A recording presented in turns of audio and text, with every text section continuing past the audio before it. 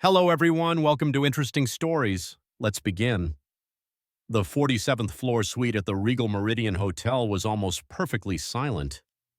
The hum of the air conditioner murmured in the background and soft lighting reflected off polished hardwood floors. Isabella Cruz stepped into the room carrying a stack of freshly folded white towels, her gaze instinctively downcast, the trained habit of someone in the service industry. She didn't intend to be noticed, and usually she wasn't. That was rule number one of housekeeping invisible is safe. But that quiet afternoon when her personal cell phone rang out in the stillness, silence shattered. Not the room phone, her phone. Isabella froze. She'd never made that mistake in 3 years working here. The screen lit up, Elena, private line. She never took private calls while working, but this time, her heart stopped.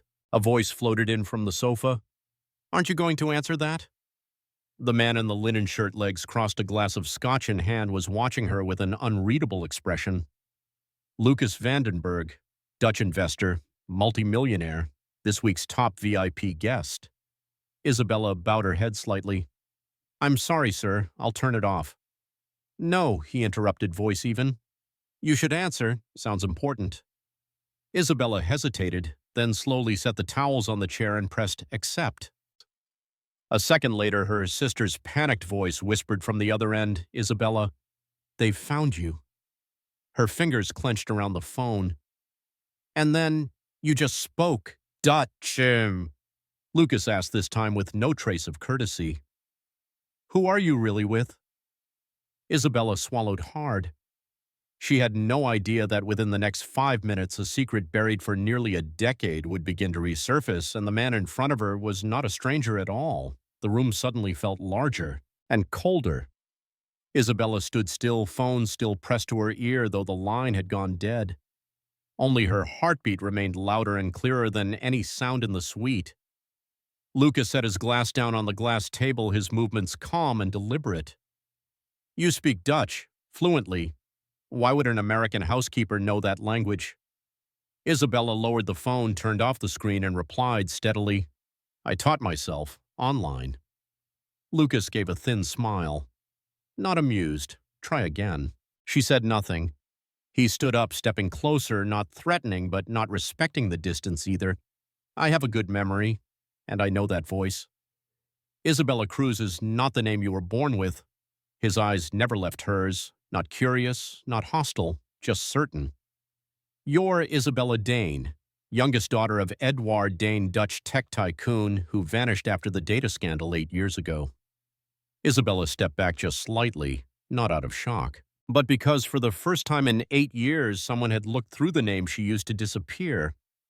"I've seen your face in government archives," Lucas continued, voice low. "You were 17.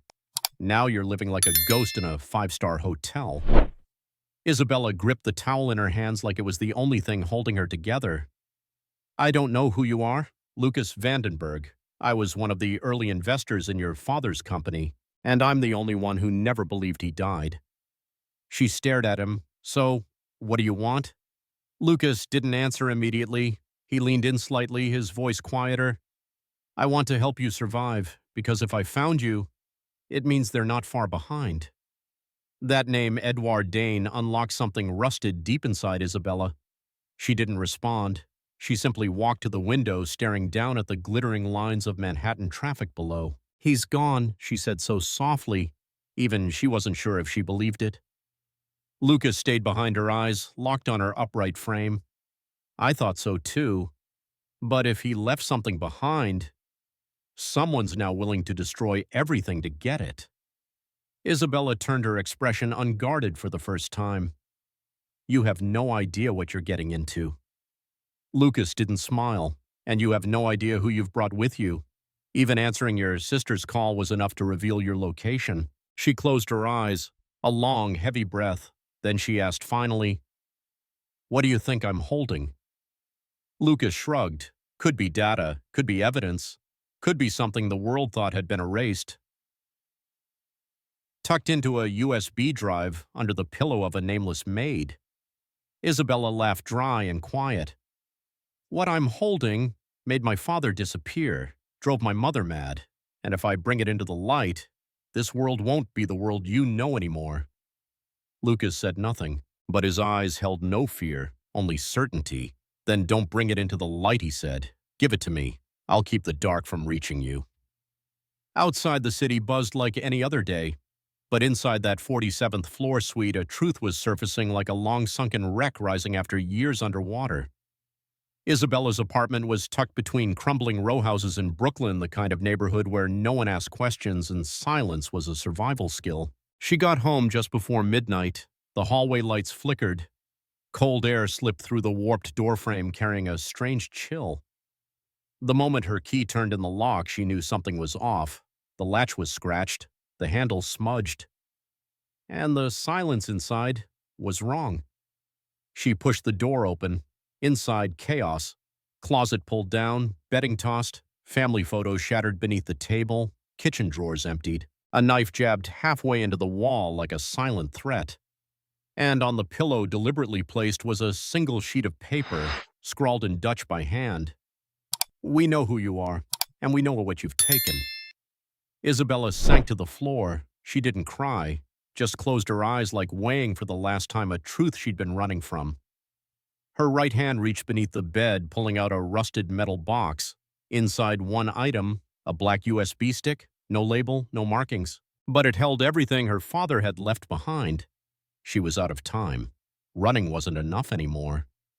She pulled out her phone, dialed Lucas. "I need an exit," she said, "right now." 3:17 a.m. Behind the runways of Teterboro Airport, a Falcon 8X sat idle, silent as a ghost in the dark. No beacon lights, no flight log. This flight didn't exist. Lucas Vandenberg stood at the base of the boarding stairs. Heavy coat, hands in pockets, eyes fixed on the shadows of the parking lot. Not anxious, not impatient, just waiting. Headlights flashed in the distance. A silver sedan glided into the pale light and came to a silent stop. Isabella stepped out, old fleece coat, hair tied back, left hand gripping the small bag that held the black USB like it contained her lifeline. Lucas extended a hand. "We don't have much time." "I know," she said, eyes steady. "They were in my apartment. They left a message." And it was quieter than any gunshot. Behind them at the edge of the airfield, two figures stepped out of a dark van. No weapons needed. Their presence alone was the warning. Lucas didn't turn. "Isabella, if you don't get on this plane, you won't have a choice an hour from now."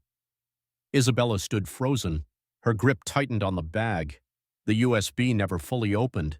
She didn't even know what it truly held. But the world was hunting it, one breath.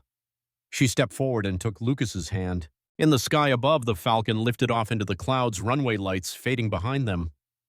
And for the first time in 8 years, Isabella exhaled completely. Not because she'd escaped, but because at last she was running towards something, not just away. The Atlantic sky opened deep blue and still. The Falcon 8X sliced through the clouds like a silent trail of light, carrying two people, one who used to hunt and one who had spent years hiding, now seated side by side in a silent agreement. Isabella sat quietly by the window, her head resting lightly against the glass. On the table beside her, Lucas placed a brown leather envelope. "For you." She opened it. A new passport, different nationality, new name. A backstory so clean it was unsettling. She looked at the first page, read the name, Ava Dane. She chuckled barely. "You renamed me?" Lucas shrugged, eyes on his glass. "No, you can tear it up, change it. I just thought maybe it's time you get to choose." Isabella stayed silent. Her hand still held the USB untouched since she left Brooklyn. "Do you ever think," she asked quietly, "that sometimes people run not out of fear, but because they refuse to become what others tried to force them to be?" Lucas nodded. "And sometimes people survive, because eventually they stop asking for permission." Isabella caught her reflection in the window, same skin, same face, but the eyes no longer those of someone in flight, so she whispered, "I won't ask anymore." Far ahead, the first blush of dawn kissed the aircraft's wing. A new day, a new identity, a new name not to hide but to begin. If you believe identity isn't defined by what they call you, but by what you stand for, leave a comment. I choose myself. And don't forget to follow Interesting Stories, where tales of survival, strength, and freedom are told in voices you'll never forget.